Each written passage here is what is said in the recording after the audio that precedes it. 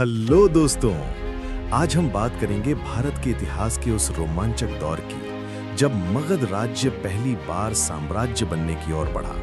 हाँ, मैं बात कर रहा हूँ हारनका वंश यानी हारनका डायनेस्टी की। सोचिए, लगभग 6ठी शताब्दी ईसा पूर्व छोटे छोटे जनपद आपस में टकरा रहे हैं, व्यापार बढ़ रहा है और वहीं कुछ राजा ऐसे हैं जो मगध को एक शक्तिशाली राज्य बनाने का सपना देख रहे हैं। एक हारनका वंश का परिचय।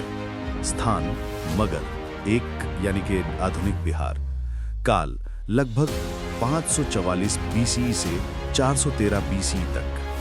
महत्व: हारनका वंश मगध का पहला ज्ञात शासक वंश था जिसने राजधानी राजगृह को विकसित किया। राजनीतिक स्थिति: प्रारंभिक समय में मगध छोटा और कमजोर था, लेकिन हारनका वंश ने इसे मजबूत और सामरिक दृष्टि से महत्वपूर्ण बनाया। इंटरेस्टिंग फैक्ट: राजगृह की पहाड़ियों और गहरी घाटियों ने इसे रक्षा के लिहाज से अजेय बना दिया था। ये ऐसा था जैसे मॉडर्न फोर्टिफिकेशन पहले ही वहां तैयार हो गए। 2. हारनका वंश के प्रमुख राजा। ए. बिंबिसार 544 बीसी से 993 बीसी। बिंबिसार हारनका वंश का सबसे प्रसिद्ध राजा था। पिता हारनका वंश का संस्थापक। ये जैन और बौद्ध ग्रंथों में अलग अलग विवरण है। राजधानी राजगृह। उम्र में थोड़ा युवा लेकिन राजकाज में तेज। उपलब्धियां और रोचक बातें। राजनीतिक विस्तार: उन्होंने अंग, वत्स और कौशल राज्यों पर विजय प्राप्त की। अंग राज्य को एनेक्स करके मगध का विस्तार किया। शांति और संधि: बिंबिसार ने कई नेबरिंग राज्यों के साथ संधियां की। राजनीतिक मैरिज अलायंस के लिए राजकुमारी कुंडकुंदिनी से विवाह। बौद्ध धर्म और महावीर: बिंबिसार भगवान बुद्ध के अनुयायी बने। राजगृह में बुद्ध के प्रवचन के लिए जगह बनाई। इंटरेस्टिंग फैक्ट: कहते हैं कि बिंबिसार को राज्य चालाकी और डिप्लोमेसी में महारत हासिल थी। उन्होंने कौशल और युधिष्ठिर जैसी युद्ध नीतियों का इस्तेमाल किया। बी. अजातशत्रु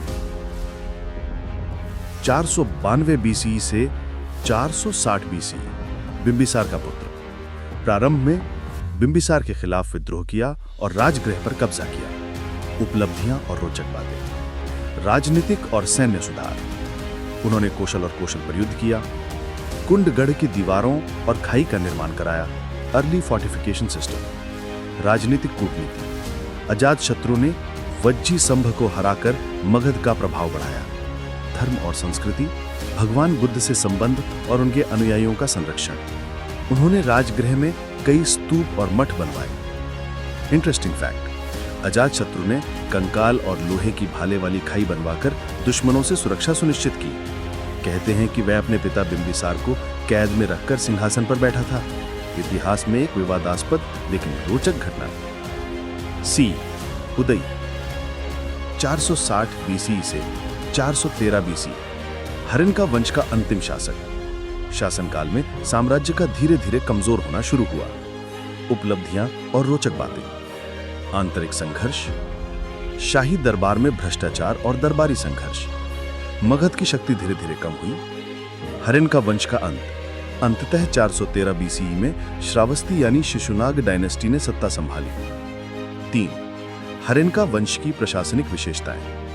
राजनीतिक संगठन: राजा सर्वोच्च था, लेकिन कुछ मामलों में मंत्री और सेना प्रमुख की राय ली जाती थी। सैन्य शक्ति: हाथी और घुड़सवार सेना, किले और खाइयों का निर्माण।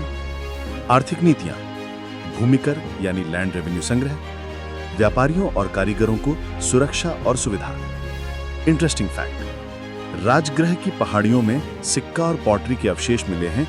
ये दर्शाते हैं कि व्यापारिक हब्स पहले ही विकसित हुए थे। 4.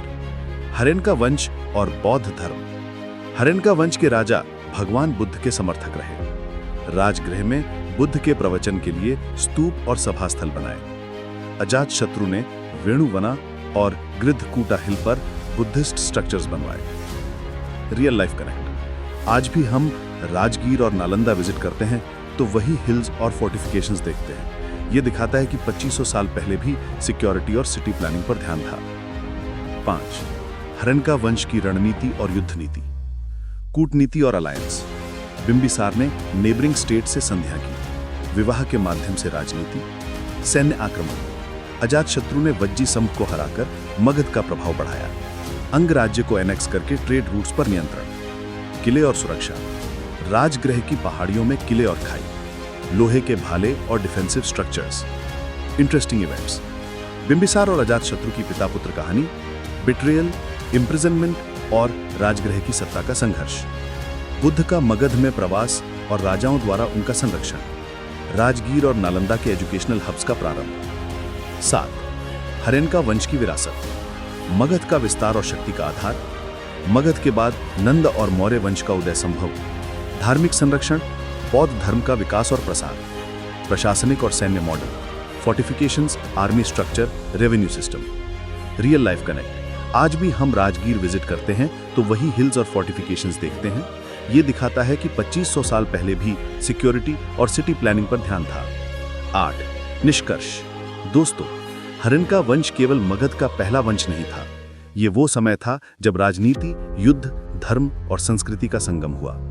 बिंबिसार और अजातशत्रु ने मगध को शक्तिशाली राज्य बनाने का सपना देखा और उसे हकीकत में बदला। इस वंश ने न केवल मगध की नींव रखी, बल्कि बौद्ध धर्म और शिक्षा के विकास में भी योगदान दिया।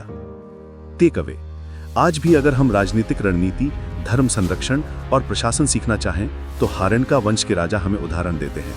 जैसे बिंबिसार ने डिप्लोमेसी और अलायंस से सफलता पाई, वैसे ही हम भी स्मार्ट प्लानिंग से अपने लक्ष्य हासिल कर सकते हैं। क्लोजिंग लाइन, हेलो दोस्तों, इतिहास बोरिंग नहीं है।